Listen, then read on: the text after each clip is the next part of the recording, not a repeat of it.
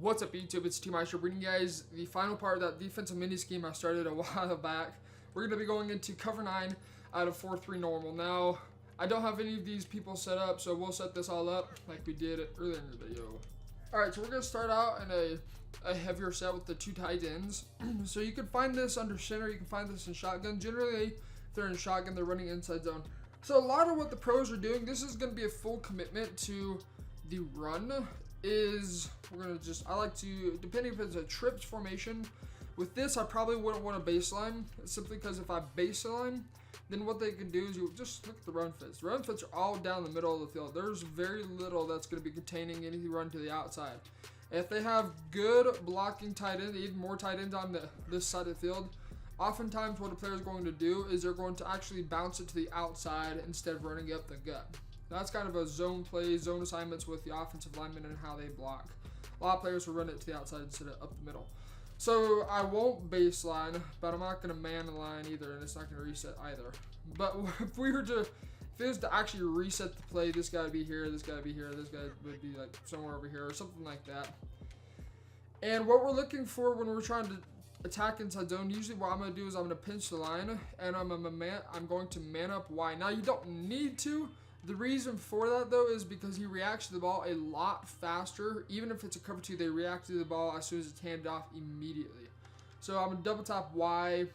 That brings up all secondary. Y up on the right stick. And I'm going to man him up to a tight end. Now, this is for a shotgun formation. It's going to be a little different for a I form, which we'll cover in this video as well. Now, you can also press. The only thing, again, you have to be... Why are you people not... This game just doesn't know how it works 9 times out of 10. You want to press, and then you could also do another thing. You can man up X. If you're worried about them bending it to bouncing it to the outside, you can double tap Y, X, up on the right stick, X. And this works really good against a stretch play or a power play as well, because then they're going to immediately come crashing down. Now, since it didn't want a baseline, it's not going to baseline press. That's what I would do is I would baseline press, and then I would man up my corners to whatever outside receiver there is, just because then he's going to come shooting down instead of getting blocked. If you're just to do a baseline press, even in cover 2, more often he's going to get blocked, even if they are in the run fit. So by manning him up, he is able to shoot the gap. I'll show you guys what I'm talking about right here. Go ahead and snap the ball.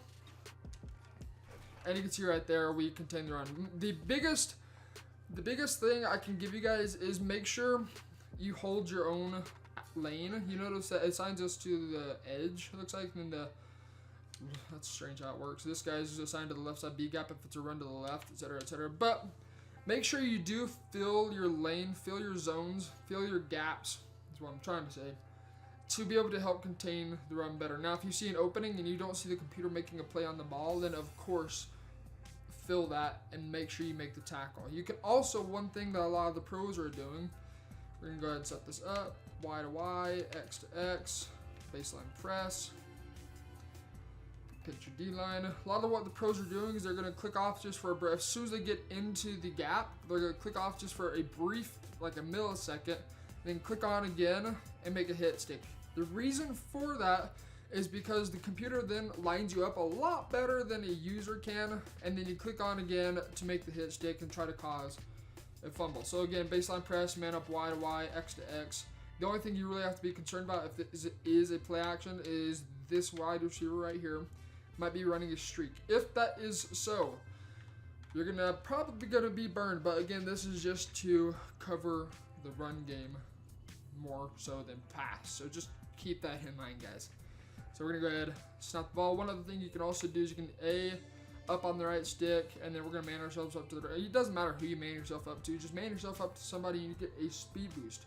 This is something that takes a lot of practice, but if you stand right here as well, if you stand at any single gap, you can do a little indirect loop around and then shoot through the gap, because that just opens up a hole, because the lineman then gets confused and it follows you. There's lots of things that you guys can do. I'm not very good at it, so for now I'm just going to try shooting the gap.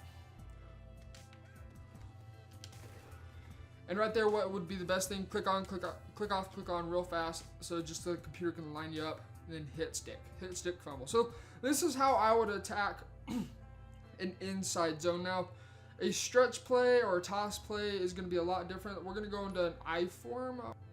If they are running something like this, oftentimes they're going to flip the play and it's going to look like this. Now this is a toss, stretch, sweep, strong power. It's all going to be the same thing we're going to be doing. We're going to do a baseline press, Y right on the D-pad, Y down on the D-pad, and that's a baseline press. And then we're going to man up X to X, so double tap Y, X up on the right stick, X. And then you can also double tap Y, Y up on the right stick, B. Now this all depends because most times they'll give you like a little shoulder tap or the motion, the quarterback will put his foot back behind. That's a pretty dead giveaway that they're going to flip the run to the side of where the 2 wide receivers are. Be warned, players will sometimes put in a tight end, and then there are certain packages to where Greg Olsen is currently, he could be a tackle instead. So overall, if they're going to be running this play over and over again, they're just looking for good blocks and a bailout. Just keep that in mind. Now you can also move this corner, the safety down into the box a little bit better just because he then gets there quickly. One thing I'd like to point out, this is a cover 4, so this guy is going to be in the run fits if you do not man him up. Now right here, you can pinch your D-line, although I don't like to, because you notice that the force defender is that defensive end. We need that defensive end to make a play. If you were to pinch his line, you take him out of that because of the angle that he's going to be attacking. So if you're expecting a toss or a stretch, don't pinch your D-line all the times unless they are consistently bouncing it back to the inside and cutting it up through the middle. Then I wouldn't worry about that too much. One other thing as well, if you're really worried, you want to get numbers. Numbers. Those are the big things if they're running a stretch play to the side of 2 wide receivers. What you need to do is play the numbers game. There's 2 wide receivers. They're going to have a pulling left guard. They're going to have a full back. Let's see, that's 1, 2, 3. There's 4 with 2 the offensive linemen, 2 with wide receivers, 5 with a running back, sometimes a quarterback. I know this is crazy. Sometimes the quarterback will even play and block. I don't know why, but he will. Go ahead, snap the ball. I'm going to try playing the run. Again, I like to man myself up whoever I am to whoever just to get that speed boost and help get to that side of the ball a lot quicker. Go ahead, snap the ball. We're going to be making a play. And you can see right there, we're able to contain the run. Now you guys are noticing, oh, well, he's going to get to the outside. Yeah, if you guys have a user that needs worked on, I strongly recommend doing so. Now here's one other thing. This is another way that you can do it is not baseline. If they have a slot receiver to the one side of the field, don't baseline. You can also man up your linebackers, double tap RB, X, B. This gives a huge mismatch, A wide receiver in regs cannot block a linebacker. It's not going to be able to happen. So you just then press, man up X to X again, and then bring this safety down into the box. And you can notice he's in the run fits. We want that. And the run fits, what I mean by that, see all those lines you see, the orange and the pink, and then that like dark reddish maroon color. That's all part of the run fits. F is force, C is, I believe, cutback. Pretty sure that's what it stands for. And then, yeah, make sure that you hop onto the guy that you expect them to run. Hop on the opposite side, man yourself up to whoever, just for that speed boost, and play the ball. You can see right there. Whoa, that was insane. Pretty sure I flipped it to the left side. But just keep that in mind if you were concerned about them running to the outside. Here's another thing you can do. You can move this corner or this safety for now out there a little bit further. You can even move them into the slot right about there-ish, or maybe a little bit closer. Help play with the run game a little bit better. Lots of different options you guys can do with the tight, with I-form tight slots, I believe, or I-form slot flex. I can't remember the exact name behind it. Lots of different things, but if you're noticing the run, if they're run heavy, start manning up your safeties to, if it's a 2 tight end set, 1 safety to 1 tight end, the other safety to the other tight end. And that just makes them come down so much better. It could even be a cover 2 where the safeties have no run fits whatsoever. So this is just how I would attack a stretch play, a toss play. Now if they were to attack it to the outside, I would leave it as is, maybe man up my safety A to Greg Olsen and then move him down into the box, something like that. Or if I'm worried that they may bomb me over top with the tight end, heaven forbid they do, then you maybe just want to keep him up a little bit more. We'll go ahead, snap the ball. Again, this is all just a numbers game, and we are able to contain it to the outside. Now, if you don't man up your safety to a tight end and it's a cover 2 shell, they're not going to play the run whatsoever. If you guys even bring them down to the 5-yard line, they're just going to automatically drop back into coverage because they have no business whatsoever playing in the run game. But by you manning up a safety to a tight end or a safety to a wide receiver, whoever it may be, they immediately come down to play the run. Just a little tip I would give you right there. Now, I want to go into a regular I-Form Pro because I-Form Pro is going to be a little bit different. So here, if they're in an I-Form Pro where they have one wide receiver to one side and another to the strong side, then I would baseline press. And here's where you need to man up your corners to your safety. You notice how both outside corners are not perfectly aligned to the wide receivers, which is actually really key.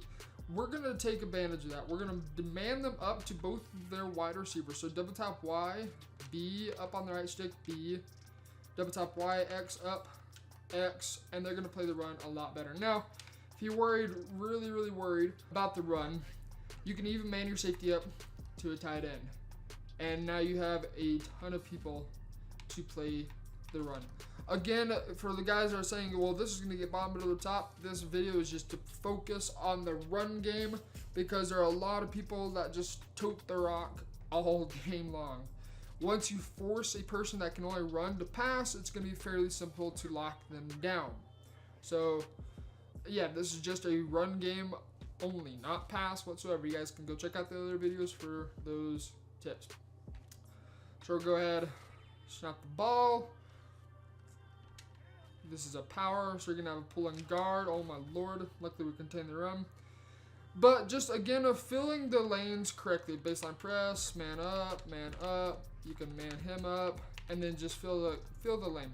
This guy right here, if I can get on, in a power O, it's always going to be the opposite side guard that's going to be pulling with towards the strong side of the field. What I mean by the strong side, you notice you have a tight end over here, you have a wide receiver, you got the numbers on this side of the field. That's the strong side. Over here where Funches is the weak side. A lot of times people aren't going to flip it. If they do, that's stupid because, well, they don't have any numbers near as much on that side of the field. So baseline press, man your safety up to tight end. You can bring him down into the box. Right here, since the force defender would normally be this guy right here, I think it's Rashad Allen. He would normally be a force because he's playing into the flats. You can now safely pinch your defensive line because we don't have to worry about this defensive end right here being in the force or the cutback position. And then again, we're manning up our linebacker to our running back.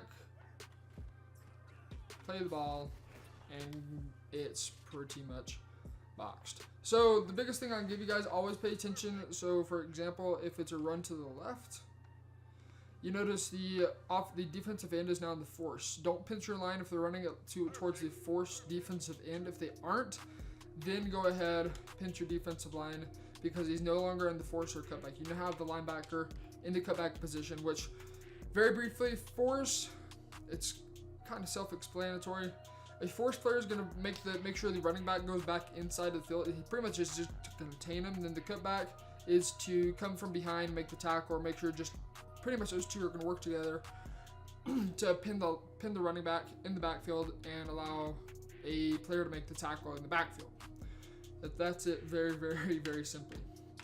So again, always paying attention to where the strong side of the field is. If the force is on the strong side of the field, don't pinch your line. If the force, or for example this defensive lineman that is force, if he's on the weak side, go ahead and pinch because he does not have that kind of special run fits behind him. So again, baseline press, man up, there we go, baseline press.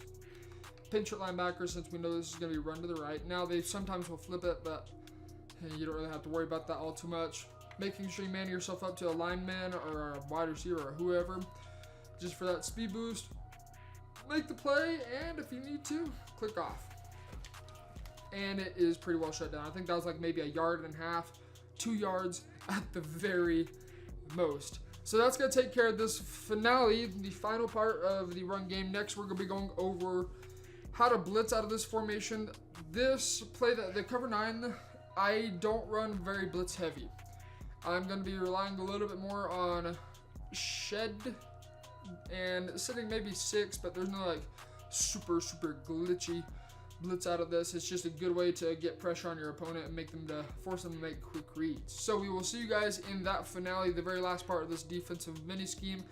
Until next time, get in the lab. This has been T Meister. See ya.